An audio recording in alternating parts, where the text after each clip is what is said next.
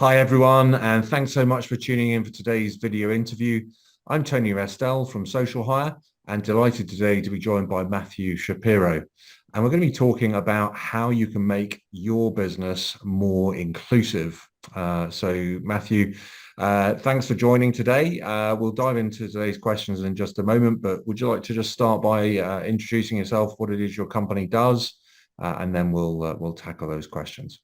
Yeah, of course. Thank you, Tony. And thank you for having me on today's interview. Super happy and blessed to be here. So my name is Matthew Shapiro. I am the founder and CEO of Six Wheels Consulting LLC. We are a for-profit consulting organization that works to think about how to make spaces more accessible and inclusive to the disability population. Um, in the States, there are about 56 million Americans who live with disabilities, and that number is only getting bigger and bigger thanks to long haul COVID. But there is also a large disability population worldwide as well. So whether it is in the States or in your where you're coming to us from Mm. today, um, the this conversation we can have really can benefit all people with disabilities. And so we hope that our work sort of helps to make that a little bit easier for businesses and other groups. Terrific. Well, let's start off just by covering why do you think it's important for businesses to be more inclusive to the disability population? Yeah, so one, I think that it is a very large population, as I sort of mentioned in my introduction, with the numbers that are there, and the numbers are only growing as we continue to have more baby boomers and people who are aging in place. But then also, as I mentioned, having COVID and long haul COVID users that are now sort of becoming disabled because of that, in addition to your what you would consider your traditional disability population.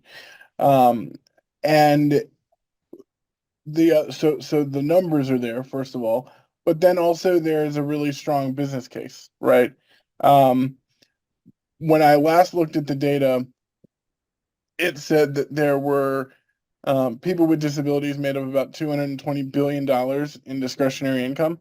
Um, and that included them as individuals and their caregivers and people who support them. And so a lot of times we have businesses, that don't know how to best um, tap into that market, right? And that market is there. That market is vast, right? So in the United States, it's about 20% of the population. And so, you know, what are we doing to make a world more inclusive and accessible for all people? As a wheelchair user myself, I was born with cerebral palsy. So basically, that means the messages don't get from my brain to the rest of my body effectively. And so that requires me to use a power chair to navigate the world every day. And I often have people on a pretty regular basis come up to me and go, "I'm glad you're out today," as if I am not supposed to be, a productive member of my community and doing the work that we're doing. And so, there's the business case, there is the kind of morality, right thing to do case. It is, and it's just good for business, right? I think whether we are buying things or we are employees at workspaces.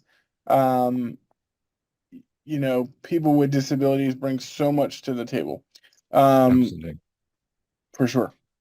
So what could companies and the leadership teams within those companies be doing better? What are some, I don't know, quick wins or suggestions that you could put Yeah, out there? so I think overall, right, it is establishing a strong disability corporate culture. And so how do you do that, right? So you make it so that your environment is inclusive to people with disabilities, which would allow them to navigate a space freely, right? So I often argue, is your business like, does it have an open floor plan and allow for people who have mobility devices, be it wheelchairs, walkers, canes, whatever the case may be, to easily navigate that space? Do you have a space that is adaptable? Meaning, do you have, is it sort of universally designed, right? Do you have standing desks that could then automatically become accessible tables, right? So I'm coming to you in my home office from a standing desk, and people would often say, "How, Matthew, you sit all day. Why do you need a standing desk?" Well, a standing desk immediately becomes an accessible piece of furniture because if I can't get up to it or underneath it, all I have to do is push a button, it raises, and then I can get my wheelchair and my legs underneath it. And so, why are we not setting up our corporate spaces to sort of fit that model, right? With that open floor plan, with adjustable furniture, with thinking about this inclusive mindset and or having this inclusive mindset in mind. So that's your space. Then you're thinking about, like, how are you marketing to people, right? Um, are you showing people with disabilities on your websites, on your marketing materials, in your brochures? And if you are, um, is it authentic use of people with disabilities, right? Typically, we will find that people will want to use clip art or stock images of typically people who are put in positions to be sort of staged as disabled. And you can pretty quickly tell when those things aren't authentic. And so are you using authentic people who actually live with disabilities to promote that diversity group? Mm. In your job announcements, when you say, like, we welcome all to apply, does that genuinely mean all people? And does that also mean disabled people? Right. And so are you being intentional about, when we say we want all people, we mean we want people of color, we mean we want people in the LGBTQIA plus spectrum, and also we mean we want people with disabilities who think they are qualified to apply for this job. Um, is your interview process accessible and inclusive? Um, you know, some people with disabilities, depending on your disability, if it's autism or some other neurodivergent disability, may not be able to do a traditional interview well, right? Mm. Where, you, Tony, you're asking, okay, Matthew, tell us about yourself. What are you good at? What are you not good at? Your strengths and your weaknesses. Tell us about this hole in your resume. I can do that, right? My greatest strength is my ability to communicate. However, there may be some potential hires with disabilities who can't do that. So, what are we doing? What kind of alternative interview process are we implementing to get at the skills and talents that those people possess? Because that might be the best person that would be for the job, right? But Mm. we wouldn't know that because we are not interviewing in the best way possible. And then even taking it a step back further than that, when you are submitting resumes, is your HR department, are they, a lot of times what happens is people with disabilities resumes, because they're not using the right buzzwords in our hiring systems, right? Their resumes get put to the bottom of the pile. Again, they might be the most perfect candidate for the role that you're trying to fill, but you wouldn't know that because their resume is at the bottom. And Mm. so are you working with your HR department to say, hey, like, let's try to filter these out somehow. Let's, keep an eye on these talented individuals we may be looking for because they may fit the job requirement and the job skills perfectly. Um, there's a number of things that you can really be doing to really establish that culture. Obviously, other things being, setting up a really good accommodations process so that people feel empowered and comfortable enough to disclose that they are disabled to in order for them to receive the accommodations that they need. And then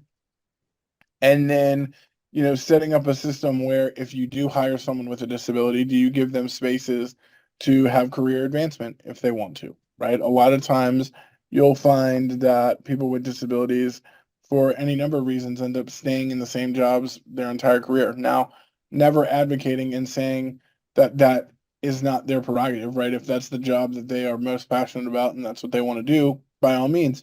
but we don't often see people with disabilities in leadership positions, right? Where they become CFOs or CEOs of businesses and end up running the whole organization. And so I asked myself the question, why? Like, why? What are we doing as businesses to not help promote um, uh, talented people Mm, and finding talent, right? And then cultivating that talent to put it in the best position to be successful within our organization. Because at the end of the day, right, you want talented people who are going to help your business make money and make a profit. And whether they're disabled or not, why does that matter, right? yeah.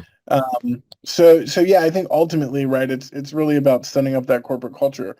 What what we have found, and this is where we come in as Six Wheels, a lot of businesses don't really know how to do that and know where to Mm, start, right? And so, um, a lot of the things that we pride ourselves on in our work, we sort of do our work in three major buckets. We do consulting initiatives, we do public speaking, programming, and then I'm a registered lobbyist in the Virginia General Assembly, where all the laws for the state of Virginia are implemented, created, and all that fun stuff.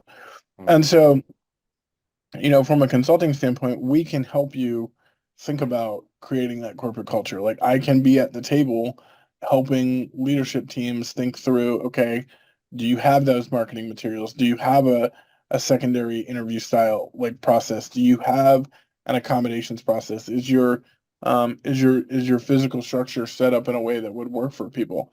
yeah. Um, and and as a person with a disability, I see the world through a seated lens, right? So I see all of those elements better than you might as an able-bodied individual. Really fascinating topic and so much scope for companies to improve, Matthew. Thanks ever so much for your time today. If people watching this would like to find out more about this and how you can help, what would be the best thing for them to do? Yeah, so we're all over social media. We're on all of our major social platforms. If you search six the number, so Six Wheels Consulting LLC, you'll find us there. You can visit our website www.sixwheelsconsulting.com, again with the number six not spelled out. And we have podcasts. We're all over the place, so you can find us in a number of locations. Fantastic. Thank you so much for your time today, Matthew. Have a Yeah, great of rest of the course. week, everyone. Thank you. Bye Thank for you very now. much, sir.